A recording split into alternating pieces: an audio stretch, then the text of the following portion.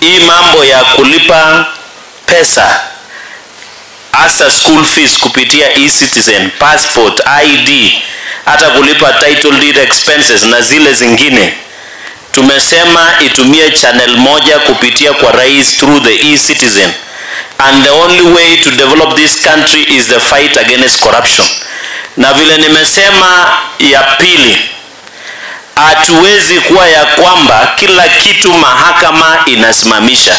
Mimi kama wakili najua kuna uchaguzi wa LSK ambayo inafanywa kuanzia next week. Tutasafisha hiyo jumba ndio tupate nafasi ya kupata LSK officials who will support the president's agenda. Number 2, mimi ni wakili na nimesomea wakili. Hatuelewi mahakama inafanya kazi kwa niaba ya raia wa Kenya ama wale wanapinga serikali. Kwa sababu walisimamisha mapolisi wetu wasiende Haiti, wamesimamisha wazazi wasilipe school fees through e-citizen, wamesimamisha universal health coverage ambaye rais alikuwa amesema pesa ikatwe kuanzia shilingi 500, raia wa kawaida alipe shilingi 300. Wamesimamisha mambo ya housing. Sasa hii mahakama hatujui wanafanyia nani kazi. Are they working for Kenyans or anybody? Hata mambo ya manyumba, hata Biblia inasema kuna manyumba tunaenda kuiko mbinguni, lakini hii ya Rais William Ruto tuishi, kwa sababu hii manyumba ni ya serikali, ni ya Wakenya na ni kila mtu. Ya mwisho, the reason judiciary is fighting the government is judiciary used to have a budgeted corruption. Tunajua tunapoongea judiciary want to amnesty SRC. SRC iliundwa to set salaries of all public officers including judges. So mimi nataka niambie judiciary, najua kuna kesi inakuja. Hawa majaji wamesema wapewe car grant ya 10 million. Alafu pia wapewe gari ya GK, bodyguard na driver. Na pia bado wanataka 10 million shillings ya kununua magari kubwa kubwa na raia wanaumia. Rais amekataa hiyo budgeted corruption ya judiciary, ndio mnaona judiciary wanapiga rais wetu vita kupitia, kwa sababu hata tunashangaa judiciary. Kesi mingi imekaa 20-30 years. Lakini ya serikali ya kuteka William Ruto na agenda ya serikali na rais wetu mpendwa, judiciary inatumia 1 minute and 59 seconds wametoa court order ya kusimamisha serikali. We want to tell judiciary, either you shape up or you ship out. It is as simple as that. Sina namna hiyo wananchi. Si mnataka manyumba rais ajenge? Si mnataka universal health care coverage rais afanye? Si mnataka rais afanye maendeleo Kenya mzima?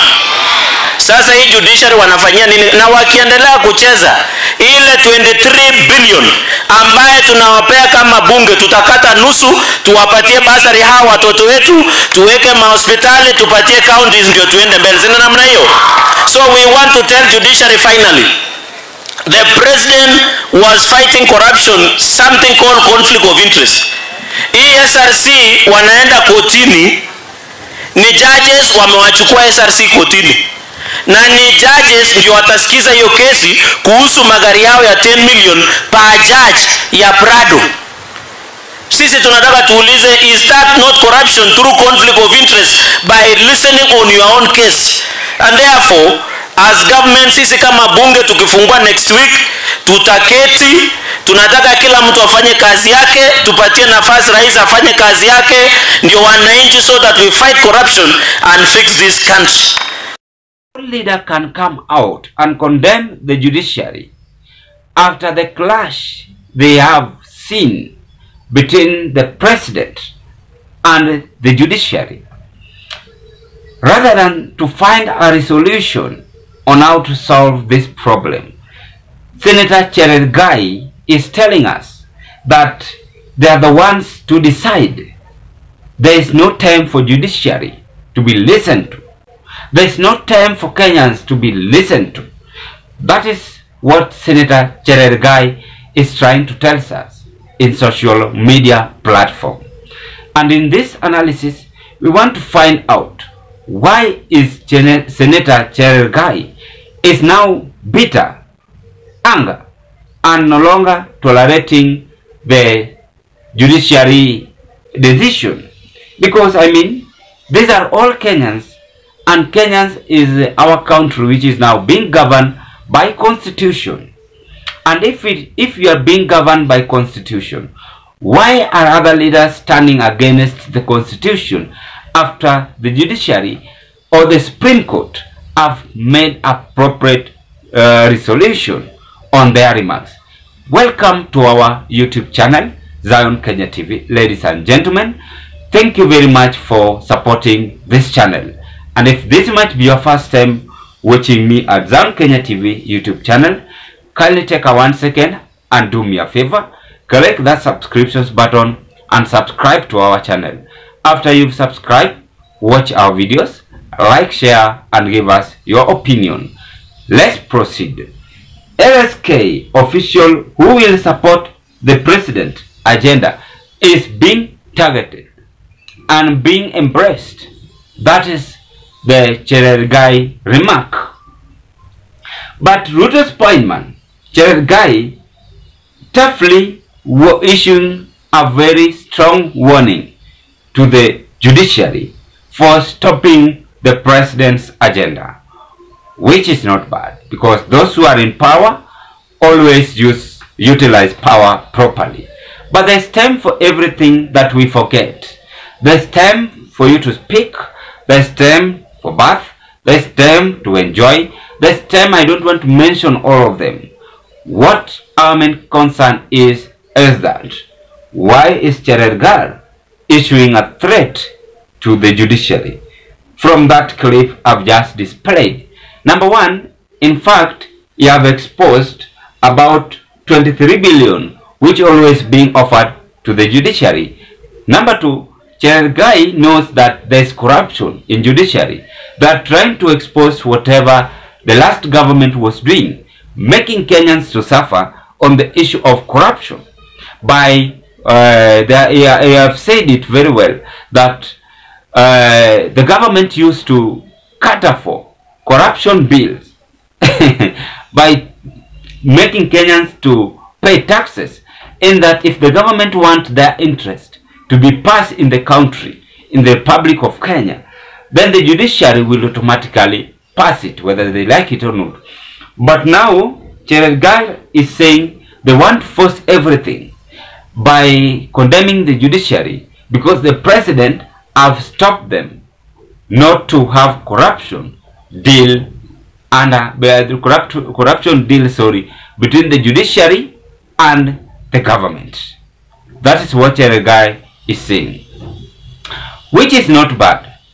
This is a very good move.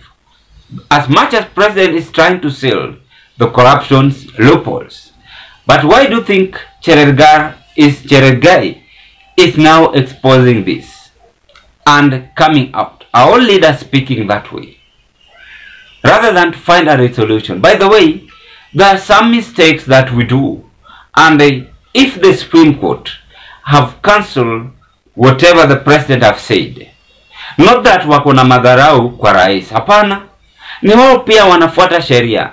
Maybe mambo ya e-citizen, school fee payment might affect some of the parents in the country, but why should they force it? I mean, why don't this government give the Supreme Court a break? Supreme Court is an independent constitution, and if the Kenya Kwanza administration wants the Supreme Court to follow their rules and regulations, this takes us to the next level of dictatorship, and that is very bad. Allow Supreme Court Martha Koome afanye kazi yake, wawachane na hii maneno ya kusema hao ndio wanapanga. Just recently, and in fact I did this analysis, India inaleta clash. Moses Wetangula filed a petition on the housing levy after the Supreme Court had cancelled it. Si ati hao ni wandawazimu. They know their rights. If they have done it so, they follow the Kenyan's constitution, and no one is above constitution. Now look, cheragei is saying they are filing a petition of LSK official who will support William Samoei Ruto's agenda. So it means they are going to bribe these people. Whatever the president will say, whether it is negative or positive, they will give it. They will pass it, whether Kenyans like it or not. We are living in a world of democracy. I call upon leaders in this country. Let's stop this mediocrity. Let's stop behaving as if we want to leave the leadership. Even me, I will be a leader in future. I might